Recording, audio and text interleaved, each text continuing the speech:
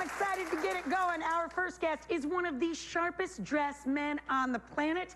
He also happens to be the host of one of my favorite shows on television, America's Got Talent. Please welcome back to our show, Nick HALO.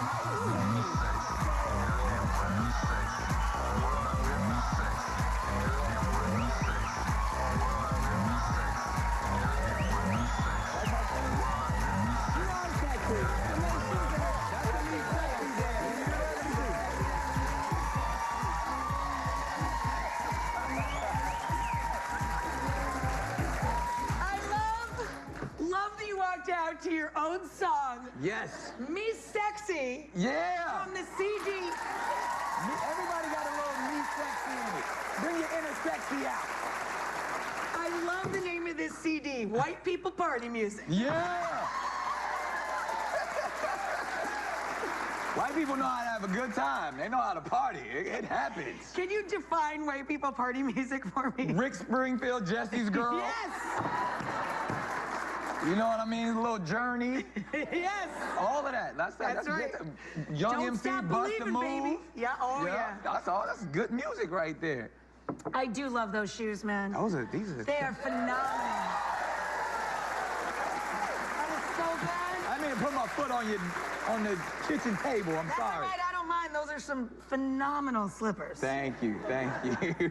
Now, seriously, I love your look. You really do have mad style. Thank you. Thank you. I mean, have you always been a sharp-dressed man? Like, as a little boy, were you like, oh, yes, I did, look at me? Yeah, I actually was, thanks to my mother. I mean, and it's funny because we come from a low-income family, so a lot of times we would shop at, you know, thrift stores, and it actually became like this task for me because I would go in and try, you know, we didn't have a lot of money, but I would try to find unique items that I could kind of make look cool, but then I had my own sense of style. So I would have like a jacket from 1950, like in like 7th grade with like a 70s turtleneck and some hush puppies that came out in the 80s.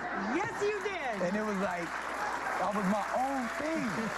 And now you've got your own line, right? I do have my own line. You're building your own brand now. Yes, this is exciting, man. Affordable ties and pocket squares and socks available at Macy's. Yes, I can.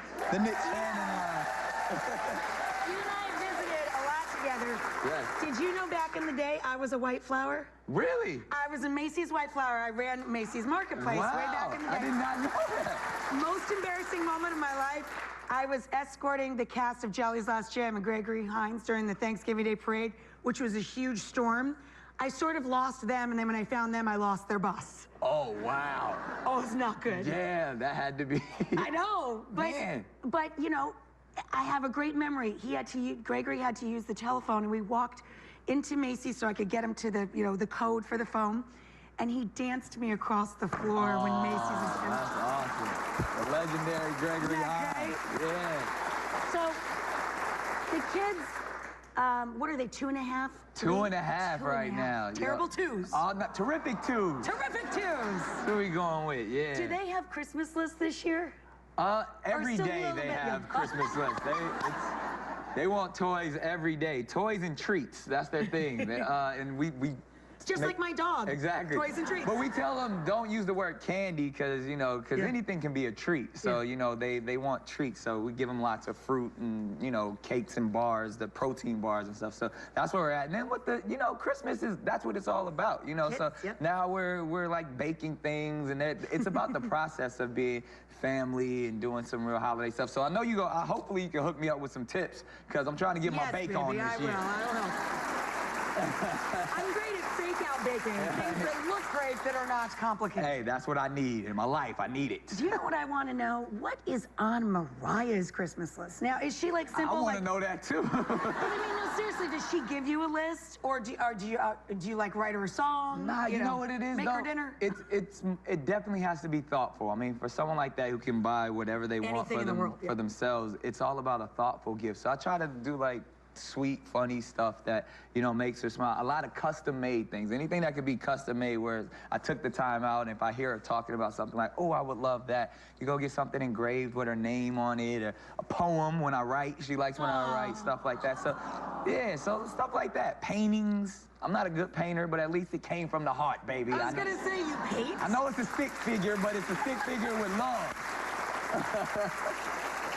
So, you know how obsessed I am with AGT. Yes, that's awesome. I love that show. It is so great and such family entertainment. That's what it's about. I mean, it's a show that's all about family fun, people accomplishing their dreams, and surprises. And when you have such a great cast of judges, and then all of these wonderful entertainers who are just living out their dreams in front of America, it's outstanding. It doesn't get any better than that. Now, you already have a million talents. You stand up and music and act, and you're a sharp dresser, and you could design. If you had a hidden talent that you could just pick, like, you know, when people say, if you were a superhero, what would your superhero power be? If you could have any talent, like I would be a rock and roll drummer, or I would really want to know how to juggle fire on a unicycle for some reason. Because you need that skill. I don't know why, it just looks so cool.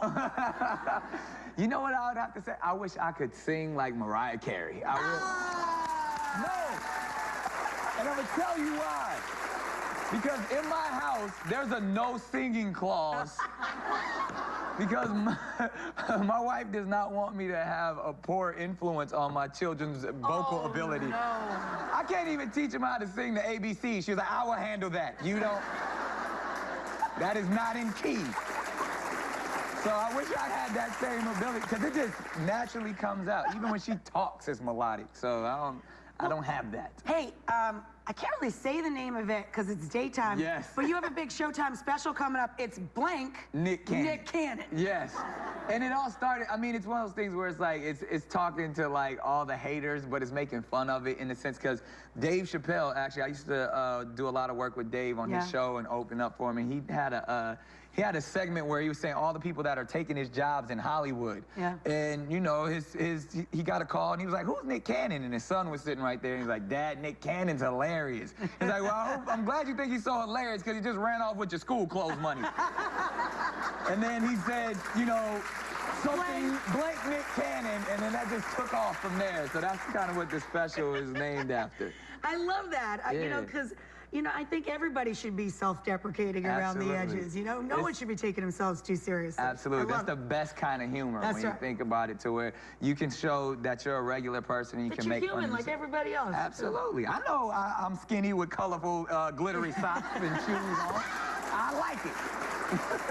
So, I want to make sure we have time to talk about Halo, too, because I think Halo, which he created this amazing thing called the HALO Awards. Explain to everybody what it is and how it works. And I thank you so much for all your support. I mean, every year, this is our 5th year, but you've been so supportive and allowing me to come talk about it.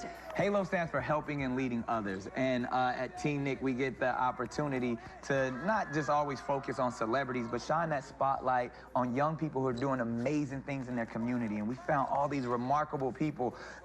None of them are over the age of 18, but they're changing the world. I mean, we're finding people who are building gardens in the middle of, you know, low-income inner cities. We're finding people who are trying to find cures for autism, and these are young kids.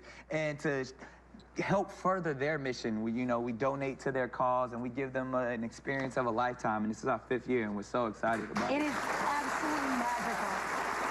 You're gonna stick around, right? We're gonna play that game. And when I mean we, I mean my girlfriend JoJo, who works here at our show, created a hilarious game called Foodie Phone Booth.